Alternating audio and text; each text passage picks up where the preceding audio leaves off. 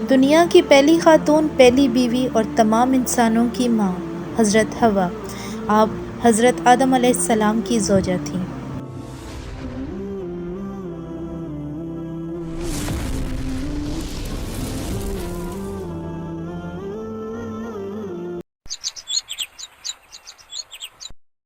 بسم اللہ الرحمن الرحیم۔ معزز سامعین، السلام علیکم۔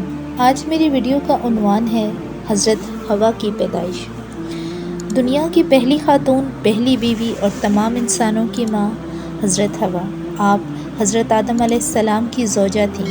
روایت ہے کہ جب حضرت آدم علیہ السلام کی تخلیق ہوئی تو تنہا ہونے کے سبب آپ بہت اداس رہا کرتے تھے۔ ان کی افسردگی اور اضطراب کو دیکھ کر ایک روز خدا تعالیٰ نے اس وقت جب حضرت آدم علیہ السلام سو رہے تھے، ان کے بائیں پہلو سے ایک پسلی نکلوائی اور اس سے بی بی حوا کو تخلیق کیا۔ یہ پسلی نکلنے سے حضرت آدم علیہ السلام کو کوئی دکھ یا تکلیف محسوس نہ ہوئی۔ دکھ اور تکلیف نہ ہونے کے سبب علماء کرام کی نگاہ میں یہ ہے کہ اگر ایسا ہونے میں حضرت آدم علیہ السلام کو کسی طرح کی ایذا پہنچتی تو ان کے دل میں بی بی حوا کے لیے ویسی محبت اور اپنائیت پیدا نہ ہوتی جیسا کہ ہونی چاہیے تھی۔ گویا میاں بیوی کے باہمی تعلق کو خوشگوار بنانے اور ان میں ہم آہنگی پیدا کرنے کے لیے مرد کو عورت کی تخلیق کا سبب بنانے کے باوجود کس طرح تخلیق سے محفوظ رکھا گیا۔ ان کا نام حوا رکھا گیا اس لیے کہ آپ کو ایک زندہ ہستی سے پیدا کیا گیا تھا۔ اللہ تعالیٰ نے بی بی حوا کے قلب میں خوبصورتی اور خوبصورتی کو یکجا کر دیا اور بعد ازاں حضرت آدم علیہ السلام کو نیند سے بیدار کر کے ان سے ملاقات بی بی حوا سے کروائی۔ انہیں دیکھ کر حضرت آدم علیہ السلام نے بے اختیار ان کی طرف ہاتھ بڑھایا۔ تب عرش الہی سے آواز آئی، اے آدم، خبردار، اسے مت چھو، بے نکاح یہ تجھ پر حرام ہے۔ چنانچہ حضرت آدم علیہ السلام کی درخواست پر ان کا نکاح بی بی حوا کے ساتھ کر دیا گیا اور دونوں میاں بیوی کو جنت میں رہنے کا حکم دیا گیا۔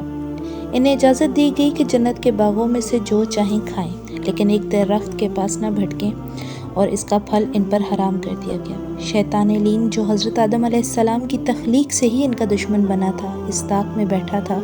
ایک روز موقع پا کر وہ جنت میں داخل ہوا، بی بی حوا کے پاس پہنچا اور انہیں ورگلایا کہ خدا تعالیٰ آپ کو جنت سے نکالنے کا ارادہ رکھتا ہے، اسی واسطے آپ کو اس درخت کا پھل کھانے سے منع کیا، کیونکہ کوئی اس درخت کا پھل کھائے گا وہ جنت سے کبھی نہیں نکالا جائے گا۔ اس پر بی بی حوا نے ہاتھ بڑھا کر اس درخت سے 3 پھل توڑ لیے، ان میں سے ایک خود کھایا اور 2 حضرت آدم علیہ السلام کے لیے لے گئی۔ حضرت آدم علیہ السلام نے پہلے تو نہ کی کہ خدا نے مجھے اس درخت کا پھل کھانے سے منع کیا ہے، لیکن بی بی حوا کے ہاتھ مجبور ہو کر اور ان کے لیے فطری محبت کے ہاتھے لاچار ہو کر پھل کھا لیا۔ یہ پھل کھاتے ہی حضرت آدم علیہ السلام اور بی بی حوا کی آنکھوں میں پڑے ہوئے حجاب اتر گئے۔ دونوں کی اریانی ایک دوسرے پر عیاں ہوئی، وہ ایک دوسرے کو دیکھ کر شرمانے اور منہ چھپانے لگے اور درختوں کے پتے اتار کر اپنی ستر پوشی کرنے لگے۔ بہرحال جو ہونا تھا ہو چکا تھا۔ اس پر حضرت آدم علیہ السلام اور بی بی حوا کو جنت سے نکال کر زمین پر اتار دیا گیا اور جدائی کی سزا دے دی گئی۔ حضرت آدم علیہ السلام کو موجودہ سری لنکا میں اتارا گیا، جبکہ بی بی حوا کو جدہ میں نازل کیا گیا۔ زمین پہ اتارے جانے پہ حضرت آدم علیہ السلام اور اماں حوا اپنی غلطی پر خوب پچھتائے اور رو رو کر باری تعالیٰ سے مغفرت کی التجا کی۔ بالآخر باری تعالیٰ جوش میں آئی اور دونوں کا قصور معاف کر دیا اور ان کی باہمی جدائی کو ختم کر کے دوبارہ ملاپ کرا دیا گیا۔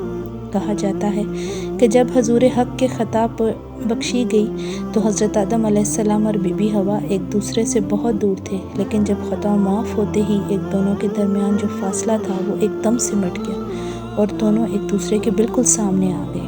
چنانچہ جنت میں واپسی ممکن نہ تھی، اس لیے حضرت آدم علیہ السلام کو حکم دیا گیا کہ اب وہ اسی زمین پر آباد رہیں، یہاں کھیتی باڑی کر کے اپنے لیے رزق پیدا کریں اور اپنی اولاد سے اس ویرانے کو بسائیں۔ حکم الہی کی تعمیل میں حضرت آدم علیہ السلام اور بی بی حوا زمین پہ زندگی گزارتے رہے اور اس وقت کا انتظار کرتے رہے جب خالق حقیقی کی طرف سے واپسی کا اعلان ہو۔